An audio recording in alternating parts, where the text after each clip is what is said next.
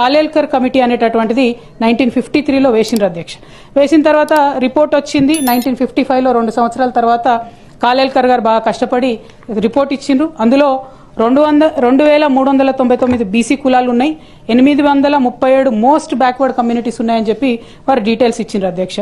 అయితే ఈ కమిటీని, ఇంత డెడికేటెడ్గా పనిచేసినటువంటి కమిటీని నెహ్రూ గారు అధ్యక్ష ఆనాడు సింపుల్గా ఆ రిపోర్ట్ రిజెక్ట్ చేసి ఆల్మోస్ట్ మళ్ళా 30 ఏండ్ల వరకు అధ్యక్ష బీసీల గురించి ఈ దేశంలో చర్చ రాలేదు అధ్యక్ష. ఆ కమిటీ, కాలేల్కర్ కమిటీని పక్కన పడేసిందే కాంగ్రెస్ గవర్నమెంట్ అధ్యక్ష. ఆ తర్వాత రెండో కమిషన్ వచ్చింది అధ్యక్ష, అది జనతా పార్టీ మొరార్జీ దేశాయ్ గారు వచ్చిన తర్వాత వేసినారు అధ్యక్ష, కాంగ్రెస్ వాళ్ళు వేయలేదు. అది బీపీ మండల్ అధ్యక్ష.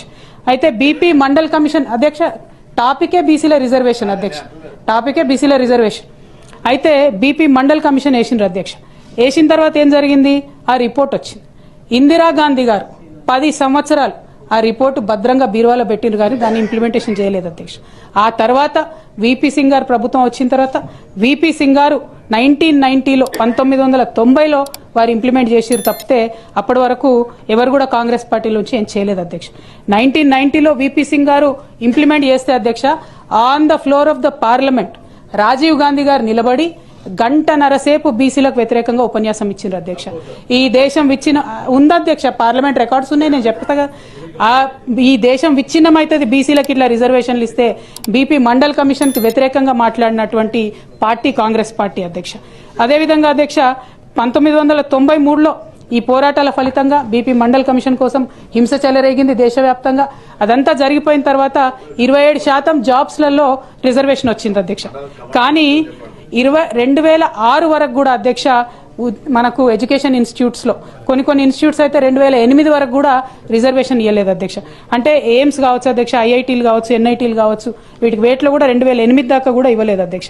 ఆ తర్వాత మళ్ళా 2011లో సోనియా గాంధీ గారు అధ్యక్షులైన అధ్యక్ష, కాంగ్రెస్ పార్టీ అధికారంలో ఉంది, రాహుల్ గాంధీ గారు కూడా పార్లమెంట్ సభ్యులుగా ఉన్నారు.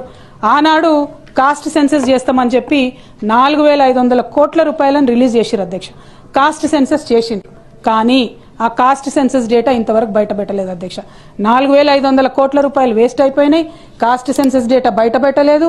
ఆనాడు పార్లమెంట్ మెంబర్గా ఉన్న రాహుల్ గాంధీ గారు మాట్లాడలేరు, సోనియా మేడం మాట్లాడలేదు. దాని మొత్తం కూడా కంప్లీట్గా డీఫ్రీజర్లోకి వెళ్ళిపోయింది అధ్యక్ష. ఇక ఆ తర్వాత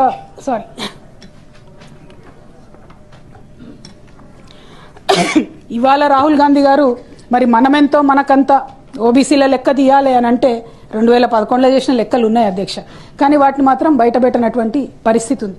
ఎందుకు ఈ మాట చెప్తా ఉంటానంటే అన్న, బీసీలకు జరిగినటువంటి అన్యాయాన్ని మనం ఒకసారి తలుచుకుంటేనే ఇప్పుడు పెడుతున్నటువంటి బిల్లును ఎట్లా పాస్ చేసుకోవాలా, దానికోసం ఏం ఫైట్ చేయాలనేటటువంటి ఆలోచన వస్తుంది అధ్యక్ష. కాబట్టి కాంగ్రెస్ హయాంలో